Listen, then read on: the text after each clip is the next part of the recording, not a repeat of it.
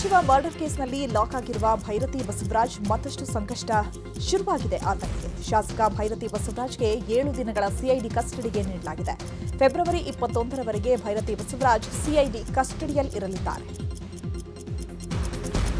ಕೋರಮಂಗಲದಲ್ಲಿರುವ judge ಮನೆಗೆ ಇವತ್ತು ಭೈರತಿ ಬಸವರಾಜ್ ಹಾಜರುಪಡಿಸಲಾಗಿತ್ತು. ಜೊತೆಗೆ ಜಯದೇವ ವೈದ್ಯರು ನೀಡಿದ ಹೆಲ್ತ್ ವರದಿಯನ್ನ ಜಡ್ಜ್ಗೆ ಸಿಐಡಿ ಅಧಿಕಾರಿಗಳು ಸಲ್ಲಿಕೆ ಮಾಡಿದ್ರು. ಹೀಗಾಗಿ ಜಡ್ಜ್ ಪರಿಶೀಲನೆ ನಡೆಸಿ ಭೈರತಿ ಬಸವರಾಜ್ಗೆ 7 ದಿನಗಳ ಸಿಐಡಿ ಕಸ್ಟಡಿಗೆ ನೀಡಿ ಆದೇಶ ಹೊರಡಿಸಿದೆ. ಇನ್ನು ಇದೇ ವಿಚಾರವಾಗಿ ಪ್ರತಿಕ್ರಿಯಿಸಿದ ಎಸ್ಪಿಪಿ ಅಶೋಕ್ ನಾಯ್ಕ್, ತನಿಖಾಧಿಕಾರಿಗಳು ಬಂಧಿಸಿದ ನಂತರ ಮೆಡಿಕಲ್ ಟೆಸ್ಟ್ಗೆ ಹಾಜರುಪಡಿಸಲಾಗಿತ್ತು. ಟೆಸ್ಟ್ ವೇಳೆ ಹೃದಯ ಸಂಬಂಧಿ ಕಾಯಿಲೆ ಇರೋದು ಗೊತ್ತಾಗಿತ್ತು. ಸದ್ಯ ಭೈರತಿ ಅವರಿಗೆ ಸೂಕ್ತ ಚಿಕಿತ್ಸೆ ನೀಡಲಾಗಿದ್ದು ಈಗ ಯಾವುದೇ ಸಮಸ್ಯೆ ಇಲ್ಲ ಅಂತ ವರದಿ ಬಂದಿದೆ. ಇದನ್ನು ಜಡ್ಜ್ಗೂ ಕೂಡ ಸಲ್ಲಿಕೆ ಮಾಡಿದ್ದೇವೆ ಎಂದಿದ್ದಾರೆ. ಕೂಲಂಕುಷವಾಗಿ ಅವರು ಅವರ ಆರೋಗ್ಯವನ್ನು ತಪಾಸಣೆ ಮಾಡಿ ಇಂದು ವರದಿ ನೀಡಿ ಡಿಸ್ಚಾರ್ಜ್ ಮಾಡಿದ್ದಾರೆ. ಯಾವುದೇ ಆರೋಗ್ಯದ ಸಮಸ್ಯೆ ಇಲ್ಲ, ಎಲ್ಲನೂ ನಾರ್ಮಲ್ ಅಂತ ಕೊಟ್ಟಿದ್ದಾರೆ. ಈ ಹಿನ್ನೆಲೆಯಲ್ಲಿ ಇಂದು ಈಗ ಪುನಃ ನ್ಯಾಯಾಧೀಶರಾದಂಥ KN ಶಿವಕುಮಾರ್ ಸಮಕ್ಷ ಹಾಜರುಪಡಿಸಿದಾಗ ಅವರ ಗೃಹ ಕಚೇರಿಯಲ್ಲಿ ಅದನ್ನೆಲ್ಲ ಪರಿಶೀಲಿಸಿ ಕೂಲಂಕುಷವಾಗಿ ಪರಿಶೀಲಿಸಿ ಗಮನಿಸಿ ದಿನಾಂಕ 21/2/2026 ಶನಿವಾರದವರೆಗೆ 1 ಗಂಟೆಯವರೆಗೆ ಆರೋಪಿ ಬಸವರಾಜರವರನ್ನ ಸಿಐಡಿ ಕಸ್ಟಡಿಗೆ ನೀಡಲಾಗಿದೆ. ಈಗ ತನಿಖೆಯನ್ನು ಆದಷ್ಟು ಶೀಘ್ರವಾಗಿ ಮುಕ್ತಾಯಗೊಳಿಸಬೇಕಾಗಿದೆ. ಶಾಸಕ ಭೈರತಿ ಬಸವರಾಜ್ ಬಂಧನದ ಹಿನ್ನೆಲೆ ಇಂದು ಬಿಜೆಪಿ ರಾಜ್ಯಾಧ್ಯಕ್ಷ ಬಿವೈ ವಿಜಯೇಂದ್ರ ಭೈರತಿ ಬಸವರಾಜ್ ಮನೆಗೆ ಭೇಟಿ ನೀಡಿದ್ದಾರೆ. ಈ ವೇಳೆ ಭೈರತಿ ಬಸವರಾಜ್ ಕುಟುಂಬಕ್ಕೆ ಧೈರ್ಯ ತುಂಬಿದ್ದಾರೆ. ಈ ವೇಳೆ ವಿಜಯೇಂದ್ರ ಜೊತೆಗೆ ಸಂಸದ ಗೋವಿಂದ ಕಾರಜೋಳ, ಬಿಜೆಪಿ ಪ್ರಧಾನ ಕಾರ್ಯದರ್ಶಿ ಪ್ರೀತಂ ಗೌಡ ಸಾಥ್ ಕೊಟ್ಟಿದ್ದಾರೆ. ಇನ್ನು ಇದೇ ವೇಳೆ ಮಾಧ್ಯಮಗಳಿಗೆ ಮಾತನಾಡಿದ ವಿಜಯೇಂದ್ರ, ಈ ಹಿಂದೆ ಯಡಿಯೂರಪ್ಪ ಸಿಎಂ ಆಗೋದಕ್ಕೆ ಭೈರತಿ ಬಸವರಾಜ್ ಅವರು ಪ್ರಮುಖ ಕಾರಣಕರ್ತರು. ಆವತ್ತು ಯಡಿಯೂರಪ್ಪರವರನ್ನ ಸಿಎಂ ಮಾಡಲು ವಿಧಾನಸೌಧಕ್ಕೆ ಓಡೋಡಿ ಬಂದಿದ್ರು. ಅಂತಹ ಧೈರ್ಯವನ್ನ ನಾನೂ ಕೂಡ ಮಾಡೋಕ್ಕಾಗಲ್ಲ. ಯಡಿಯೂರಪ್ಪ ಮೇಲೆ ಅವರು ಇಟ್ಟಂತಹ ವಿಶ್ವಾಸಕ್ಕೆ ನಾವು ಬೆಲೆ ಕಟ್ಟೋಕೆ ಸಾಧ್ಯವಿಲ್ಲ. ಇವೆಲ್ಲವೂ ಕೂಡ ರಾಜಕೀಯ ಷಡ್ಯಂತ್ರದ ಭಾಗ. ನಾನು ಮತ್ತು ನಮ್ಮ ಕುಟುಂಬ ಭೈರತಿ ಬಸವರಾಜ್ ಅವರ ಕುಟುಂಬದ ಜೊತೆಗೆ ಇರ್ತೇವೆ ಅಂತ ಹೇಳಿದ್ದಾರೆ. ಭೈರತಿ ಬಸವರಾಜ್ ಅವರು ತೆಗೆದುಕೊಂಡಿರ್ತಕ್ಕಂಥ ಒಂದು ನಿರ್ಧಾರ ಯಡಿಯೂರಪ್ಪ ಮುಖ್ಯಮಂತ್ರಿ ಮಾಡೋ ಟೈಮಲ್ಲಿ ನಾವುಗಳಿದ್ರು ಕೂಡ ಧೈರ್ಯ ಮಾಡೋದಕ್ಕೆ ಸಾಧ್ಯ ಇರಲಿಲ್ಲ. ಅಂತ ಧೈರ್ಯನ ಅವ್ರು ಮಾಡಿದ್ದಾರೆ.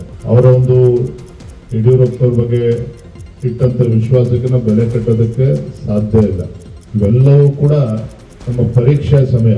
ನಾವಂತೂ ನಾನಾಗ್ಲಿ ಯಡಿಯೂರಪ್ಪರಾಗ್ಲಿ ಪಕ್ಷ ಆಗ್ಲಿ ಎಲ್ಲವೂ ಕೂಡ ಸಂಪೂರ್ಣ ನಿಮ್ಮ ಜೊತೆ ಇದ್ದೇ ಇರ್ತದೆ. ಒಳ್ಳೇದು ಆಗೇ ಆಗುತ್ತೆ. ನೀವು ಯಾರು ಕೂಡ ಆತಂಕ ಪಡುವಂತ ಅವಶ್ಯಕತೆ ಇಲ್ಲ. ಯಾವ ರೀತಿ ಎಕ್ಸ್ಪರ್ಟ್ಸ್ ನ ಕನ್ಸಲ್ಟ್ ಮಾಡಿ ಏನೇನು ಮಾಡಬೇಕು, ಲೀಗಲ್ ಅದನ್ನೆಲ್ಲವೂ ಕೂಡ ನಾವು ಚರ್ಚೆ ಮಾಡ್ತೇವೆ. ಏನಪ್ಪ ನೀವು ದಯವಿಟ್ಟು ಅದಕ್ಕೆಲ್ಲವೂ ಕೂಡ ಸಹಕಾರ ಕೊಡಿ. ಖಂಡಿತ ಭಗವಂತನ ಪ್ರಾರ್ಥನೆ ಮಾಡಿ, ಖಂಡಿತ ಭಗವಂತ ಒಳ್ಳೇದು ಮಾಡೇ ಮಾಡ್ತೇನೆ. ಏನಪ್ಪ ಕ್ಯಾಲಿಫೋರ್ನಿಯಾದಲ್ಲಿ ಕನ್ನಡಿಗ ವಿದ್ಯಾರ್ಥಿ ನಿಗೂಢವಾಗಿ ಸಾವನ್ನಪ್ಪಿದ್ದಾರೆ. ತುಮಕೂರು ಮೂಲದ 22 ವರ್ಷದ ಸಾಕೇತ್ ಶ್ರೀನಿವಾಸಯ್ಯ ಮೃತದೇಹ ಪತ್ತೆಯಾಗಿದೆ. ಕೊಲೆಯೋ ಆತ್ಮಹತ್ಯೆಯೋ ಆಕಸ್ಮಿಕ ಸಾವೋ ಅನ್ನೋದು ಇನ್ನಷ್ಟೇ ಗೊತ್ತಾಗಬೇಕಿದೆ. ಫೆಬ್ರವರಿ 9ರಂದು ಸಾಕೇತ್ ಬರ್ಕ್ಲಿ ಹಿಲ್ಸ್ ಬಳಿಯ ಅನ್ಸಾ ಕೆರೆ ಬಳಿ ಕಾಣಿಸಿಕೊಂಡಿದ್ದ. ಅಲ್ಲಿಂದ ನಾಪತ್ತೆ ಆಗಿದ್ದಂತಹ ಸಾಕೇತ್ ಈಗ ಶವವಾಗಿ ಪತ್ತೆಯಾಗಿದ್ದಾರೆ. 2025ರಲ್ಲಿ ಐಐಟಿ ಮದ್ರಾಸ್ನಲ್ಲಿ ಕೆಮಿಕಲ್ ಇಂಜಿನಿಯರಿಂಗ್ ಪೂರೈಸಿದ್ದಂತಹ ಸಾಕೇತ್ ಶ್ರೀನಿವಾಸಯ್ಯ ಉನ್ನತ ವಿದ್ಯಾಭ್ಯಾಸಕ್ಕಾಗಿ ಬರ್ಕ್ಲಿಗೆ ತೆರಳಿದರು. ಅಮೆರಿಕದ ಕ್ಯಾಲಿಫೋರ್ನಿಯಾದಲ್ಲಿ ಕನ್ನಡಿಗ ಸಾಕೇತ್ ಮೃತಪಟ್ಟ ವಿಚಾರಕ್ಕೆ ಸಂಬಂಧಪಟ್ಟಂತೆ ಮಗನ ಸಾವಿನ ವಿಚಾರವನ್ನ ಪೋಷಕರು ಒಪ್ಪಲು ತಯಾರಿಲ್ಲ. ನನ್ನ ಮಗ ಸಾಕೇತ್ ಸತ್ತಿಲ್ಲ, ಈ ಬಗ್ಗೆ ನಮಗೆ ಯಾವುದೇ ಅಧಿಕೃತ ಮಾಹಿತಿ ಬಂದಿಲ್ಲ, ಅನುಮಾನ ವ್ಯಕ್ತವಾಗಿದೆ ಅಷ್ಟೇ. ಆದ್ರೆ ಅದು ನನ್ನ ಮಗನ ಮೃತದೇಹ ಅಲ್ಲ ಅಂತ ಪೋಷಕರು ಹೇಳ್ತಿದ್ದಾರೆ. ಹಾಸನ ಜಿಲ್ಲೆ ಬೇಲೂರು ಬಳಿಯ ಕೆರೆ ಬಳಿ 29 ವರ್ಷದ ಪ್ರಿಯಾಂಕಾ ಎಂಬ ಮಹಿಳೆಯ ಒಳ ಉಡುಪುಗಳು ಪತ್ತೆಯಾಗಿದ್ವು. ಈ ಬಗ್ಗೆ ಠಾಣೆಯಲ್ಲಿ ದೂರು ಕೂಡ ದಾಖಲಾಗಿತ್ತು. ಇದೀಗ ಈ ಪ್ರಕರಣಕ್ಕೆ ಟ್ವಿಸ್ಟ್ ಸಿಕ್ಕಿದೆ. ಸದ್ಯ ಮಹಿಳೆ ತುಮಕೂರಲ್ಲಿ ಡೇವಿಡ್ ಎಂಬಾತನ ಜೊತೆಗೆ ಪತ್ತೆಯಾಗಿದ್ದಾಳೆ. ಅಕ್ರಮ ಸಂಬಂಧಕ್ಕಾಗಿ ಮಹಿಳೆ ಖತರ್ನಾಕ್ ಪ್ಲಾನ್ ಮಾಡಿದ್ಲಂತೆ. ಉತ್ತರ ಪ್ರದೇಶ ಮೂಲದ ಡೇವಿಡ್ ಜೊತೆ ತೆರಳಿ ಅಲ್ಲೇ ಸೆಟಲ್ ಆಗಲು ಪ್ಲಾನ್ ಮಾಡಿದ್ದ ಮಹಿಳೆಯ ಪ್ಲಾನ್ ಇದೀಗ ಪೊಲೀಸರು ಭೇದಿಸಿದ್ದಾರೆ. ಕಾಲ್ ಡೀಟೇಲ್ಸ್ ಮತ್ತೆ ಸಿಸಿಟಿವಿ ನೋಡುವಾಗ ನಮಗೆ ಕೆಲವು ಕ್ಲೂಸ್ ಸಿಕ್ಕಿತ್ತು. ಆ ಕ್ಲೂಸ್ ಮೇಲೆ ವರ್ಕೌಟ್ ಮಾಡಿಕೊಂಡು ನಾವು ಕುಣಿಗಲ್ಗೆ ಒಂದು ಟೀಮ್ ಕಳಿಸಿದ್ದೀವಿ. ಅಲ್ಲಿ ನಮಗೆ ಅವರು ಸಿಕ್ಕಿದ್ದಾರೆ, ಅವರು ಸುರಕ್ಷಿತಿದ್ದಾರೆ, ಬದುಕಿದ್ದಾರೆ. ಅವರಿಗೆ ರಿಕವರ್ ಮಾಡಿಕೊಂಡು ನಾವು ಇಲ್ಲಿ ವಾಪಸ್ ಬಂದಿದ್ದೀವಿ. ಈಗ ಎನ್ಕ್ವೈರಿ ನಡೀತಾ ಇದೆ. ಪ್ರೈಮರಿ ಮಾಹಿತಿ ಪ್ರಕಾರ ಗಂಡನ ಜೊತೆಗೆ ಇರೋಕ್ಕೆ ಅವರಿಗೆ ಇಷ್ಟ ಇರಲಿಲ್ಲ. ಬೇರೆಯವರ ಜೊತೆಗೆ ಸಂಸಾರ ಮಾಡಲಿಕ್ಕೆ ಅವರದು ಪ್ರೈಮರಿ ಮಾಹಿತಿ ಪ್ರಕಾರ ಪ್ಲಾನ್ ಇತ್ತು. ಅದಕ್ಕೆ ಈ ಥರ ಅವರು ಮಾಡಿದ್ದಾರೆ. ಮಂಗಳೂರಿನಲ್ಲಿ ಪತ್ನಿಯೇ ಪತಿಯ ವಿರುದ್ಧ ಠಾಣೆ ಮೆಟ್ಟಿಲೇರಿರುವಂತಹ ಘಟನೆ ನಡೆದಿದೆ.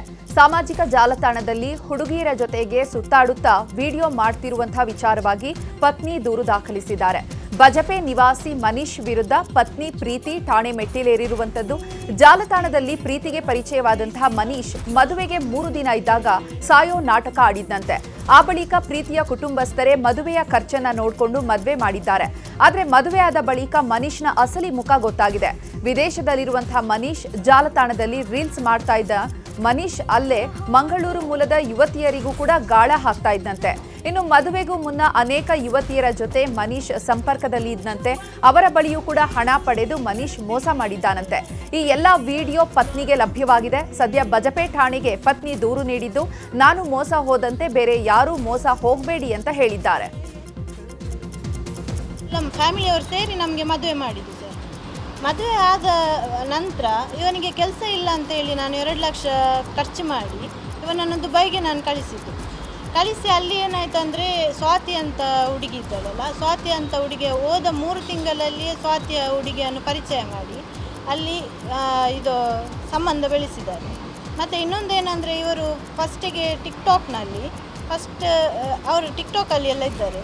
ಟಿಕ್ಟಾಕಲ್ಲಿ ಎಲ್ಲ ಹುಡುಗಿಯರ ಬಳಿ ಎಲ್ಲ ಸುಳ್ಳು ಮಾತೇ ಆಡೋದು ಸರ್. ಒಳ್ಳೆ ಇದು ಕರೆಕ್ಟಾಗಿ ಮಾತಾಡ್ತಾ ಇಲ್ಲ. ಮದುವೆ ಬೆಳಗಾವಿಯ ಚೋರ್ಲಾ ಘಾಟ್ನಲ್ಲಿ 400 ಕೋಟಿ ದರೋಡೆ ಪ್ರಕರಣಕ್ಕೆ ಮತ್ತೊಂದು ಟ್ವಿಸ್ಟ್ ಸಿಕ್ಕಿದೆ. ಬೆಳಗಾವಿಯಲ್ಲಿ ಎಫ್ಐಆರ್ ದಾಖಲಿಸುವಂತೆ ಎಸ್ಪಿ ಕೆ ರಾಮರಾಜನ್ಗೆ ಸಂದೀಪ್ ಪಾಟೀಲ್ ಪತ್ರ ಬರೆದಿದ್ದಾರೆ. ಮಹಾರಾಷ್ಟ್ರ ಎಸ್ಐಟಿ ಪೊಲೀಸರಿಂದ ಪಾರದರ್ಶಕ ತನಿಖೆ ಆಗ್ತಾ ಇಲ್ಲ ಅಂತ ಪತ್ರದಲ್ಲಿ ಉಲ್ಲೇಖಿಸಲಾಗಿದೆ. ನನ್ನ ಬಳಿ ಕೆಲವೊಂದಿಷ್ಟು ಆಡಿಯೋ ದಾಖಲೆಗಳಿದೆ. ಅವುಗಳ ಆಧಾರದ ಮೇಲೆ ಎಫ್ಐಆರ್ ದಾಖಲಿಸಿ ತನಿಖೆ ನಡೆಸಬೇಕಾಗಿ ಒತ್ತಾಯಿಸಿದ್ದಾರೆ. ಅಲ್ಲದೆ ಎಸ್ಐಟಿ ತಂಡದ ವಿರುದ್ಧ ಮಹಾರಾಷ್ಟ್ರ ಪೊಲೀಸ್ ಮಹಾನಿರ್ದೇಶಕರು ಬಾಂಬೆ ಹೈಕೋರ್ಟ್ಗೆ ದೂರು ಕೊಟ್ಟಿದ್ದಾರೆ. ಕುರುಕಲು ತಿಂಡಿ ತಯಾರಿಕೆಯಲ್ಲಿ ಅನಾರೋಗ್ಯಕರ ಕಲರಿಂಗ್ ಬಳಕೆ ಆರೋಪ ಹಿನ್ನೆಲೆ ಚಾಮರಾಜನಗರದ ಕೊಳ್ಳೇಗಾಲದಲ್ಲಿ ಕುರುಕಲು ತಿಂಡಿ ತಯಾರಿಕೆ ಹಾಗೂ ಮಾರಾಟ ಅಂಗಡಿಗಳ ಮೇಲೆ ದಾಳಿ ನಡೆಸಲಾಗಿದೆ.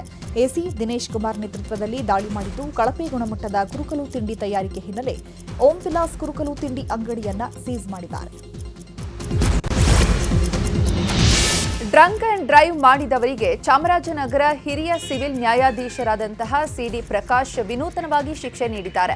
ಚಾಮರಾಜನಗರದ ಭುವನೇಶ್ವರಿ ವೃತ್ತದಲ್ಲಿ ನ್ಯಾಯಾಧೀಶರು ನೀಡಿದಂತಹ ಶಿಕ್ಷೆಯನ್ನ ಆಟೋ ಚಾಲಕ ಪಾಲಿಸಿದ್ದಾರೆ.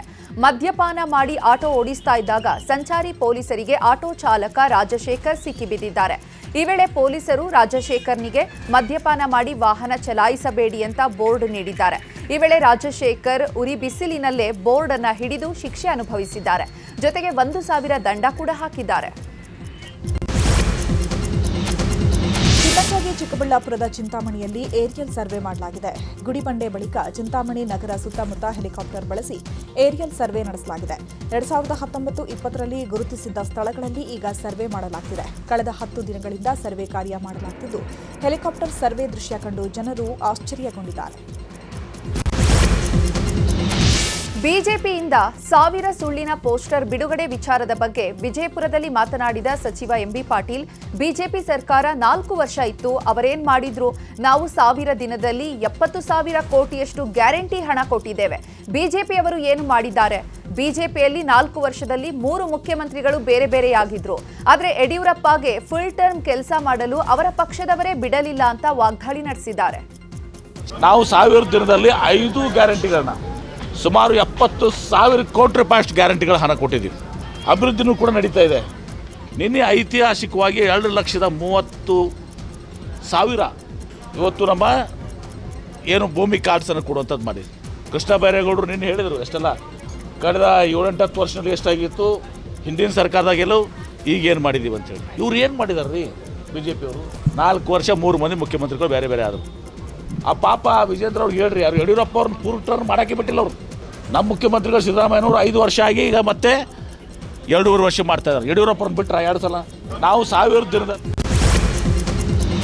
ರಾತ್ರೋರಾತ್ರಿ ಐತಿಹಾಸಿಕ ದೇವಸ್ಥಾನದ ಶಿವಲಿಂಗ ಬಸವಣ್ಣನ ಮೂರ್ತಿ ಭಗ್ನ ಮಾಡಿರುವ ಘಟನೆ ಗದಗ ಜಿಲ್ಲೆ ಮುಂಡರಗಿ ತಾಲೂಕಿನ ಶಿಂಗಟಾಲೂರು ಗ್ರಾಮದಲ್ಲಿ ನಡೆದಿದೆ. ತುಂಗಾಭದ್ರಾ ತೀರದ ರಾಮಲಿಂಗೇಶ್ವರ ಮೂರ್ತಿ ಹಾಗೂ ನಂದಿ ಮೂರ್ತಿ, ಹೊನ್ನತ್ತೆಮ್ಮ ದೇವಿ ಮೂರ್ತಿ ಹಾಗೂ ನಾಗರಕಲ್ಲಿನ ಮೂರ್ತಿಗಳನ್ನು ದುಷ್ಕರ್ಮಿಗಳು ಭಗ್ನಗೊಳಿಸಿದ್ದಾರೆ. ರಾಮಲಿಂಗೇಶ್ವರನಿಗೆ ವಿಶೇಷ ಪೂಜೆ ಸಲ್ಲಿಸಲು ಗ್ರಾಮಸ್ಥರು ದೇಗುಲಕ್ಕೆ ಸುಣ್ಣ ಬಣ್ಣ ಬಳಿದಿದ್ದಾರೆ. ಆದರೆ ಮುಂಜಾನೆ ಪೂಜೆ ಸಲ್ಲಿಸಲು ಗ್ರಾಮಸ್ಥರು ತೆರಳಿದ ವೇಳೆ ಮೂರ್ತಿಗಳು ಭಗ್ನಗೊಂಡಿರುವಂತಹ ವಿಷಯ ತಿಳಿದುಬಂದಿದೆ. ಸುದ್ದಿ ತಿಳಿತಾ ಇದ್ದಂತೆ ಆಕ್ರೋಶಗೊಂಡ ಗ್ರಾಮಸ್ಥರು ದುಷ್ಕರ್ಮಿಗಳಿಗೆ ಶಾಪ ಹಾಕ್ತಿದ್ದಾರೆ. ಯಾರು ಈ ಕೃತ್ಯವೆಸಗಿದ್ದಾರೆ ಅಂಥವರನ್ನ ಕೂಡಲೇ ಬಂಧಿಸಬೇಕು ಅಂತ ಭಕ್ತರು ಆಕ್ರೋಶವನ್ನ ವ್ಯಕ್ತಪಡಿಸಿದ್ದಾರೆ. ದೇವಸ್ಥಾನಕ್ಕೆ ಪೂಜೆ ಮಾಡೋಕೆ ಬಂದಾಗ ಈ ಮೂರ್ತಿ ಎಲ್ಲ ಭಗ್ನಗೊಂಡದ್ದು ನೋಡಿ ನಮಗೆಲ್ಲರಿಗೆ ಫೋನ್ ಹಚ್ಚಿದ ಬಂದು ನೋಡಿದ್ವಿ ಮೂರ್ತಿ ಭಗ್ನ ಆಗ್ಯವು. ಯಾಕೆ ಮೂರ್ತಿ ಭಗ್ನ ಆಗ್ಯವು ಏನು ಉದ್ದೇಶಪೂರ್ವಕವಾಗಿ ಕೆಲವೊಂದಿಷ್ಟು ಜನ ನಿಧಿಗಳ್ರ ಮಾಡ್ಯಾರ ಅಂತಾರೆ. ಬಟ್ ನಿಧಿಗಳ್ರದ್ದು ಅಲ್ಲ ಇದು ಕೆಲಸ. ನಿಧಿಗಳ್ರ ಕೆಲಸ ಆಗಿದ್ದರೆ ಈ ರೀತಿ ಮೂರ್ತಿ ಭಗ್ನ ಮಾಡುವಂಥ ಪ್ರಶ್ನೆ ಇದ್ದಿದ್ದಿಲ್ಲ. ಇದು ಉದ್ದೇಶಪೂರ್ವಕವಾಗಿ ಧಾರ್ಮಿಕ ಭಾವನೆಗೆ ಧಕ್ಕೆ ತರಬೇಕು ಅನ್ನೋ ಉದ್ದೇಶದಿಂದ ಮಾಡಿರುವಂಥ ಕೃತ್ಯ ಇದು. ಅವ್ರ ದೇವಸ್ಥಾನದೊಳಗೆ ಬಂದ್ ಮಾಡ್ಯಾರ್ರಿ. ನಿನ್ನೆ ಬೇಸ್ ಐತ್ರಿ. ನಿನ್ನೆಲ್ಲ ಗುಡಿ ತೊಳೆದು ಎಲ್ಲ ಸುಣ್ಣ ಹಚ್ಚಿ ಹೋಗ್ಯಾರ್ರಿ. ಎಲ್ಲ ನೋಡ್ಯಾರ್ರಿ. ನೋಡೀವ್ರಿ. ನಾವು ಇಲ್ಲೇ ಕೆಲ್ಸಕ್ಕೆ ಬಂದಿದ್ದೀವ್ರಿ. ನೋಡಿಗಿವ್ರಿ ನಿನ್ನೆಲ್ಲ. ಇನ್ನು ಘಟನಾ ಸ್ಥಳಕ್ಕೆ ಎಸ್ಪಿ ರೋಹನ್ ಜಗದೀಶ್ ಭೇಟಿ ನೀಡಿ ಪರಿಶೀಲಿಸಿದ್ದು ಕಿಡಿಗೇಡಿಗಳ ವಿರುದ್ಧ ಕ್ರಮ ಆಗಲಿದೆ ಎಂದಿದ್ದಾರೆ. ಒಡಿಶಾ ಆಂಧ್ರಪ್ರದೇಶದ ಗಡಿ ಭಾಗದಲ್ಲಿ ಕಾಡಾನೆಯೊಂದು ಬಸ್ ಅನ್ನ ಅಡ್ಡಗಟ್ಟಿರುವಂತಹ ಘಟನೆ ನಡೆದಿದೆ. ರಸ್ತೆ ಮಧ್ಯೆಯೇ ಬಂದಂತಹ ಒಂಟಿ ಸಲಗ ಬಸ್ ಅಡ್ಡಗಟ್ಟಿದ್ದು ಈ ವೇಳೆ ಸ್ಥಳದಲ್ಲಿದ್ದಂತಹ ಯುವಕನನ್ನ ಅಟ್ಟಾಡಿಸಿಕೊಂಡು ಹೋಗಿದೆ. ಈ ಘಟನೆಯಲ್ಲಿ ಯುವಕ ಕೂದಲೆಳೆ ಅಂತರದಲ್ಲಿ ಪಾರಾಗಿದ್ದು ಕಾಡಾನೆ ಅಟ್ಟಾಡಿಸಿರುವಂತಹ ದೃಶ್ಯ ಸ್ಥಳೀಯರ ಮೊಬೈಲ್ನಲ್ಲಿ ಸೆರೆಯಾಗಿದೆ. ವಿಜಯಪುರದ ಬೇಗಂ ತಲಾಬ್ ಕೆರೆ ಮತ್ತು ಪಾರ್ಕ್ ಅಧ್ವಾನ ಹೇಳೋರಿಲ್ಲ ಕೇಳೋರಿಲ್ಲ ಎಂಬಂತಾಗಿದೆ. 2018ರಲ್ಲಿ ಸಿದ್ದರಾಮಯ್ಯ ಸಿಎಂ ಆಗಿದ್ದಾಗ 11 ಕೋಟಿ ವೆಚ್ಚದಲ್ಲಿ ಪಾರ್ಕ್ ಅಭಿವೃದ್ಧಿ ಮಾಡಲಾಗಿತ್ತು. ಆದರೆ 5 ವರ್ಷ ಕಳೆದರೂ ಕೂಡ ಪಾರ್ಕ್ಗೆ ಜನರಿಗೆ ಎಂಟ್ರಿ ಇರಲಿಲ್ಲ.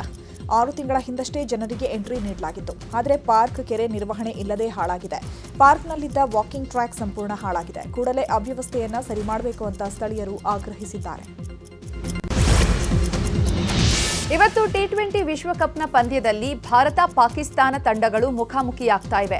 ಕೊಲಂಬೋದ ಪ್ರೇಮದಾಸ್ ಮೈದಾನದಲ್ಲಿ ಭಾರತ ಮತ್ತು ಪಾಕಿಸ್ತಾನ ಪಂದ್ಯ ನಡೆಯಲಿದೆ. ಈ ಮ್ಯಾಚ್ ಟೀಂ ಇಂಡಿಯಾಗೆ ಪ್ರತಿಷ್ಠೆಯಾದರೆ ಪಾಕ್ಗೆ ಸೇಡಿನ ಸಮರವಾಗಿದೆ. ಉಭಯ ತಂಡಗಳು ಈಗಾಗಲೇ ತಲಾ 2 ಪಂದ್ಯಗಳಲ್ಲಿ ಗೆದ್ದಿದ್ದು ಹ್ಯಾಟ್ರಿಕ್ ಗೆಲುವಿಗಾಗಿ ಹೋರಾಡಲಿವೆ. ಇದರಲ್ಲಿ ಗೆದ್ದಂತಹ ತಂಡ ಸೂಪರ್ 8ನಲ್ಲಿ ಸ್ಥಾನ ಪಡೆಯೋದು ಬಹುತೇಕ ಖಚಿತವಾಗಿದೆ. ಭಾರತ ಮತ್ತು ಪಾಕ್ ನಡುವೆ ಇಂದು ಹೈ ವೋಲ್ಟೇಜ್ ಮ್ಯಾಚ್ ಇದೆ. ಶ್ರೀಲಂಕಾದ ಕೊಲಂಬೋದಲ್ಲಿರುವಂತಹ ಆರ್ ಪ್ರೇಮದಾಸ್ ಸ್ಟೇಡಿಯಂನಲ್ಲಿ ಪಂದ್ಯ ನಡೆಯಲಿದೆ. ಆದರೆ ಪಂದ್ಯಕ್ಕೆ ಮಳೆ ಅಡ್ಡಿಯಾಗುವಂತಹ ಸಾಧ್ಯತೆ ಇದೆ. ಕೊಲಂಬೋ ಕೆತೆರಾಂ ಪ್ರದೇಶದಲ್ಲಿ ಮಳೆ ಆಗಲಿದೆ ಅಂತ ಹವಾಮಾನ ಇಲಾಖೆ ಮುನ್ಸೂಚನೆ ನೀಡಿದ್ದು ಮಳೆ ಏನಾದರೂ ಧಾರಾಕಾರವಾಗಿ ಸುರಿದ್ರೆ ಪಂದ್ಯವೇ ಬಂದ್ ಆಗುವಂತಹ ಸಾಧ್ಯತೆ ಇದೆ. ಶ್ರೀಲಂಕಾದ ಕೊಲಂಬೋದಲ್ಲಿರುವ ಆರ್ ಪ್ರೇಮದಾಸ ಸ್ಟೇಡಿಯಂಗೆ ಲಕ್ಷಾಂತರ ಮಂದಿ ಆಗಮಿಸ್ತಾ ಇದ್ದಾರೆ. ಭಾರತ ಮತ್ತು ಪಾಕ್ ನಡುವಿನ ಹೈ ವೋಲ್ಟೇಜ್ ಪಂದ್ಯವನ್ನು ವೀಕ್ಷಣೆ ಮಾಡೋದಕ್ಕೆ ಸಹಸ್ರಾರು ಸಂಖ್ಯೆಯಲ್ಲಿ ಸ್ಟೇಡಿಯಂಗೆ ಜನರು ಆಗಮಿಸ್ತಾ ಇದ್ದು ಇನ್ನೇನು ಕೆಲವೇ ಗಂಟೆಗಳಲ್ಲಿ ಪಂದ್ಯ ಶುರುವಾಗಲಿದೆ. ಇನ್ನು ಟೀಂ ಇಂಡಿಯಾಗೆ ರಾಜ್ಯದ ಹಲವು ಜಿಲ್ಲೆಗಳ ಕ್ರಿಕೆಟ್ ಅಭಿಮಾನಿಗಳು ವಿಶ್ ಮಾಡಿದ್ದಾರೆ.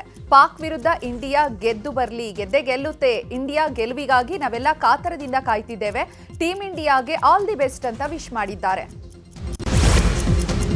ಇವತ್ತು ಭಾರತ ಪಾಕಿಸ್ತಾನ ಕ್ರಿಕೆಟ್ ಪಂದ್ಯಾವಳಿ ಹಿನ್ನೆಲೆ ಟೀಂ ಇಂಡಿಯಾಗೆ Yathindra Siddaramaiah all the best ಹೇಳಿದ್ದಾರೆ. ಕೊಪ್ಪಳದಲ್ಲಿ ಮಾತನಾಡಿದ ಅವರು ಪಾಕಿಸ್ತಾನ ವಿರುದ್ಧ ಭಾರತ ಗೆಲ್ಲುತ್ತೆ ಅನ್ನುವ ಭರವಸೆ ಇದೆ, ಗೆದ್ದೆ ಗೆಲ್ಲುತ್ತೆ ಎಂದಿದ್ದಾರೆ.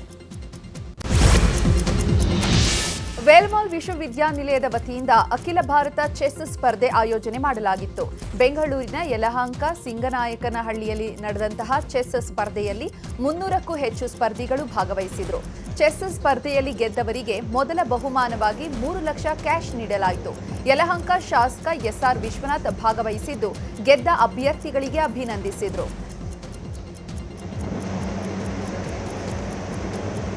Which has been corrected. I will be displaying it in this round so that you can have a look at it. Only in the age category, they didn't segregate boys and girls. They put commonly.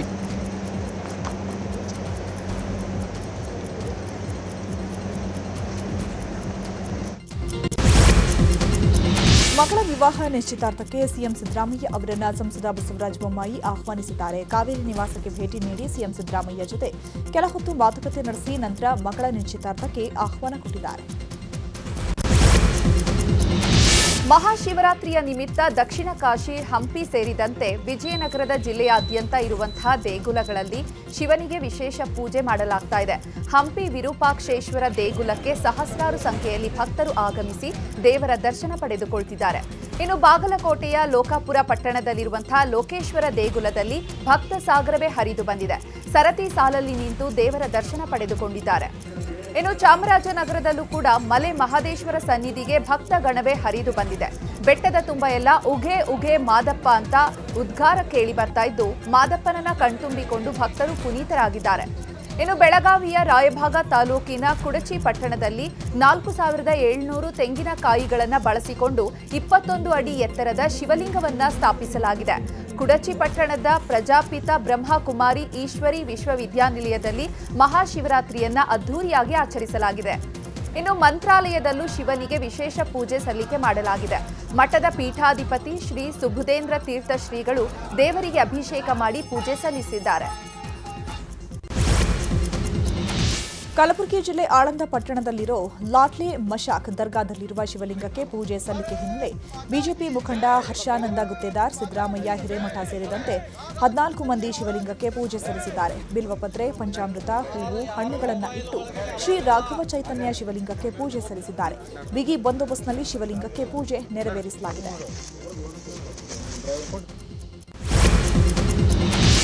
ಮಹಾಶಿವರಾತ್ರಿಯ ಹಿನ್ನೆಲೆ DK Shivakumar ಪತ್ನಿ ಉಷಾ ಚಾಮರಾಜನಗರದಲ್ಲಿರುವಂತಹ ಮಾದಪ್ಪನ ಬೆಟ್ಟಕ್ಕೆ ಭೇಟಿ ನೀಡಿ ಮಾದಪ್ಪನ ದರ್ಶನ ಪಡೆದುಕೊಂಡಿದ್ದಾರೆ. ಬಳಿಕ ಸಾಲೂರು ಮಠಕ್ಕೆ ಭೇಟಿ ನೀಡಿ ಸಾಲೂರು ಶ್ರೀಗಳ ಆಶೀರ್ವಾದ ಪಡೆದುಕೊಂಡಿದ್ದಾರೆ. ಬಳಿಕ ಸಾಲೂರು ಶ್ರೀಗಳ ಗದ್ದುಗೆಗೆ ಪೂಜೆ ಸಲ್ಲಿಸಿದ್ದಾರೆ. ಮಹಾಶಿವರಾತ್ರಿ ಹಿನ್ನೆಲೆ ತಮಿಳುನಾಡಿನ ಕೊಯಮತ್ತೂರಿನಲ್ಲಿರುವ ಇಶಾ ಫೌಂಡೇಶನ್ನ ಆದಿಯೋಗಿಯಲ್ಲಿ ಅದ್ದೂರಿಯಾಗಿ ಶಿವರಾತ್ರಿ ಕಾರ್ಯಕ್ರಮ ಆಯೋಜಿಸಲಾಗಿದೆ. ಸದ್ಗುರು ಶ್ರೀಗಳ ನೇತೃತ್ವದಲ್ಲಿ ರಾತ್ರಿ ಸಂಗೀತ, ನೃತ್ಯ ಕಾರ್ಯಕ್ರಮಗಳು ನಡೆಯಲಿದ್ದು ಈಗಾಗಲೇ ಲಕ್ಷಾಂತರ ಮಂದಿ ಭಕ್ತರು ಆದಿಯೋಗಿಗೆ ಭೇಟಿ ನೀಡಿದ್ದು ಶಿವನ ದರ್ಶನ ಪಡೆದುಕೊಂಡಿದ್ದಾರೆ. ಇನ್ನು ಮಹಾರಾಷ್ಟ್ರದ ಸಿಎಂ ದೇವೇಂದ್ರ ಫಡ್ನವೀಸ್ ಕೂಡ ಆದಿಯೋಗಿಗೆ ಭೇಟಿ ನೀಡಿದ್ದಾರೆ. ಇನ್ನು ಕೊಯಮತ್ತೂರಿನ ಆದಿಯೋಗಿ ಬಳಿ ಶಿವರಾತ್ರಿ ಆಚರಣೆಗೆ ಸಿದ್ಧತೆಗಳು ಅಂತಿಮ ಹಂತಕ್ಕೆ ಬಂದಿವೆ. ಆದಿಯೋಗಿ ಸನ್ನಿಧಾನದಿಂದಲೇ ಸಿದ್ಧತೆಗಳ ಬಗ್ಗೆ ಮಾಹಿತಿ ಕೊಡ್ತಾರೆ ನಮ್ಮ ನ್ಯೂಸ್ ಎಡಿಟರ್ ರಾಘವೇಂದ್ರ ಗುಡಿ.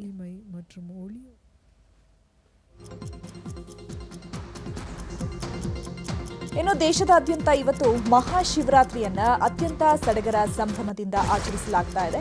ಇವತ್ತು ಶಿವರಾತ್ರಿ ಹಿನ್ನೆಲೆ ತಮಿಳುನಾಡಿನ ಕೊಯಮತ್ತೂರಿನಲ್ಲಿರುವಂತಹ ಇಶಾ ಫೌಂಡೇಶನ್ನ ಆದಿಯೋಗಿಯಲ್ಲಿ ಅದ್ಧೂರಿಯಾಗಿ ಶಿವರಾತ್ರಿ ಕಾರ್ಯಕ್ರಮವನ್ನ ಆಯೋಜನೆ ಸಹ ಮಾಡಲಾಗಿದೆ. ಸದ್ಗುರು ಶ್ರೀಗಳ ನೇತೃತ್ವದಲ್ಲಿ ರಾತ್ರಿ ಸಂಗೀತ, ನೃತ್ಯ ಕಾರ್ಯಕ್ರಮಗಳನ್ನು ಹಮ್ಮಿಕೊಳ್ಳಲಾಗಿದ್ದು ಈಗಾಗಲೇ ಲಕ್ಷಾಂತರ ಮಂದಿ ಭಕ್ತರು ಕೂಡ ಆದಿಯೋಗಿಗೆ ಭೇಟಿ ಕೊಡ್ತಾ ಇದ್ದಾರೆ. ಈಗಾಗಲೇ ಭಕ್ತರಿಗೂ ಕೂಡ ಸಕಲ ಸಿದ್ಧತೆಗಳನ್ನು ಮಾಡಿಕೊಳ್ಳಲಾಗಿರುವಂಥದ್ದು. ಇನ್ನು ಶಿವನ ದರ್ಶನವನ್ನು ಪಡಿಬೇಕು ಅಥವಾ ಶಿವನ ಆರಾಧನೆಯಲ್ಲಿ ತಮ್ಮನ್ನು ತಾವು ತೊಡಗಿಸಿಕೊಳ್ಳಬೇಕು ಅನ್ನುವಂಥ ನಿಟ್ಟಿನಲ್ಲಿ ಸಾಕಷ್ಟು ಶಿವನ ಭಕ್ತರು ಕೂಡ ಆಗಮಿಸ್ತಾ ಇದ್ದಾರೆ. ಇನ್ನು ಮಹಾರಾಷ್ಟ್ರದ ಸಿಎಂ ದೇವೇಂದ್ರ ಫಡ್ನವೀಸ್ ಕೂಡ ಆದಿಯೋಗಿಗೆ ಭೇಟಿ ನೀಡಿದ್ದಾರೆ. ಇನ್ನು ಕೊಯಮತ್ತೂರಿನ ಆದಿಯೋಗಿ ಬಳಿ ಶಿವರಾತ್ರಿ ಆಚರಣೆಗೆ ಸಿದ್ಧತೆಗಳು ಅಂತಿಮ ಹಂತಕ್ಕೆ ಬಂದು ನಿಂತಿದೆ. ಈಗ ಆದಿಯೋಗಿ ಸನ್ನಿಧಾನದಿಂದಲೇ ಸಿದ್ಧತೆಗಳ ಬಗ್ಗೆ ಮತ್ತೊಂದು ಕಡೆ ನಮ್ಮ ನ್ಯೂಸ್ ಎಡಿಟರ್ ರಾಘವೇಂದ್ರ ಗುಡಿ ಅವರು ಕೂಡ ಸಿದ್ಧತೆಯನ್ನ ಮಾಡಿಕೊಂಡಿದ್ದಾರೆ. ನೇರ ಸಂಪರ್ಕದಲ್ಲಿ ಎಲ್ಲ ಮಾಹಿತಿಯನ್ನ ಕೊಡೋದಕ್ಕೆ ಜಾಗರಣೆ ಪ್ರಯುಕ್ತ ಇವತ್ತು ಸಂಗೀತ, ನೃತ್ಯ ಆಯೋಜನೆ ಸಹ ಮಾಡಲಾಗಿರುವಂಥದ್ದು. ಪ್ರತಿ ವರ್ಷ ತಮಿಳುನಾಡಿನ ಇಶಾ ಫೌಂಡೇಶನ್ನಲ್ಲಿ ಶಿವರಾತ್ರಿಯಂದು ಸಾಕಷ್ಟು ಕಾರ್ಯಕ್ರಮಗಳನ್ನು ಹಮ್ಮಿಕೊಳ್ಳಲಾಗುತ್ತೆ. ಈ ಕಾರ್ಯಕ್ರಮವನ್ನ ಕಣ್ತುಂಬಿಕೊಳ್ಬೇಕು ಅಥವಾ ಶಿವನ ಆರಾಧನೆಯಲ್ಲಿ ತಮ್ಮನ್ನು ತಾವು ತೊಡಗಿಸಿಕೊಳ್ಬೇಕು ಅನ್ನುವಂತಹ ನಿಟ್ಟಿನಲ್ಲಿ ಸಾಕಷ್ಟು ಶಿವನ ಭಕ್ತರು ಇಶಾ ಫೌಂಡೇಶನ್ಗೆ ಭೇಟಿ ಕೊಡ್ತಾರೆ. ಜೊತೆಗೆ ಮಹಾರಾಷ್ಟ್ರ ಸಿಎಂ ದೇವೇಂದ್ರ ಫಡ್ನವೀಸ್ ಅವರು ಕೂಡ ಈಗಾಗಲೇ ಆದಿಯೋಗಿಗೆ ಭೇಟಿ ಕೊಟ್ಟಿದ್ದಾರೆ. ಮತ್ತೊಂದು ಕಡೆ ಲಕ್ಷಾಂತರ ಭಕ್ತರು ಆದಿಯೋಗಿಗೆ ಭೇಟಿ ನೀಡುವಂತಹ ಸಾಧ್ಯತೆ ಇದ್ದು ಇವತ್ತು ಲಕ್ಷಾಂತರ ಮಂದಿಗೆ ಕುಳಿತುಕೊಳ್ಳೋದಕ್ಕೆ ಅಥವಾ ಆ ಒಂದು ಆರಾಧನೆಯಲ್ಲಿ ಪಾಲ್ಗೊಳ್ಳೋದಕ್ಕೆ ಸಿದ್ಧತೆಗಳನ್ನು ಈಗಾಗಲೇ ಮಾಡಿಕೊಂಡಿರುವಂಥದ್ದು. ಅದರಲ್ಲೂ ಸದ್ಗುರು ಅವರ ಒಂದು ಹಾಡುಗಳನ್ನು ಕೇಳುವಂಥದ್ದು ಅಥವಾ ನೃತ್ಯವನ್ನು ಕಣ್ತುಂಬಿಕೊಳ್ಳುವಂಥದ್ದು ಅಥವಾ ಅವರ ಒಂದು ಮೋಟಿವೇಶನಲ್ ಸ್ಪೀಚನ್ನು ಕೇಳೋದಕ್ಕೆ ಸಾಕಷ್ಟು ಶಿವಭಕ್ತರು ಕೂಡ ಅಲ್ಲಿಗೆ ಆಗಮಿಸ್ತಾರೆ. ಯಾಕಂದರೆ ಬೆಂಗಳೂರಿನ ಚಿಕ್ಕಬಳ್ಳಾಪುರದಲ್ಲೂ ಕೂಡ ಇಶಾ ಫೌಂಡೇಶನ್ ಇರುವಂಥದ್ದು, ಅಲ್ಲೂ ಕೂಡ ವಿಶೇಷ ಕಾರ್ಯಕ್ರಮಗಳನ್ನು ಇವತ್ತು ಹಮ್ಮಿಕೊಳ್ಳಲಾಗಿರುವಂಥದ್ದು. ಜೊತೆಗೆ ತಮಿಳುನಾಡಿನಲ್ಲಿ ಇಶಾ ಫೌಂಡೇಶನ್ನಲ್ಲಿ ಶಿವರಾತ್ರಿಯ ಪ್ರಯುಕ್ತವಾಗಿ ಇವತ್ತು ಜಾಗರಣೆ ಮಾಡೋದ್ರಿಂದ ಭಕ್ತರು ಆ ಒಂದು ಭಕ್ತಿಯ ಪರಾಕಾಷ್ಠೆಯನ್ನು ಮೆರೆಯೋದಕ್ಕೆ ಅಥವಾ ಭಕ್ತಿಯ ಆರಾಧನೆಯಲ್ಲಿ ತಮ್ಮನ್ನು ತಾವು ತೊಡಗಿಸಿಕೊಳ್ಳೋದಕ್ಕೆ ಇಶಾ ಫೌಂಡೇಶನ್ಗೆ ಆದಿಯೋಗಿಗೆ ಈಗ ಸಾಕಷ್ಟು ಸಂಖ್ಯೆಯಲ್ಲಿ ಸಾವಿರಾರು ಸಂಖ್ಯೆಯಲ್ಲಿ ಭಕ್ತರು ಆಗಮಿಸ್ತಾ ಇದ್ದಾರೆ.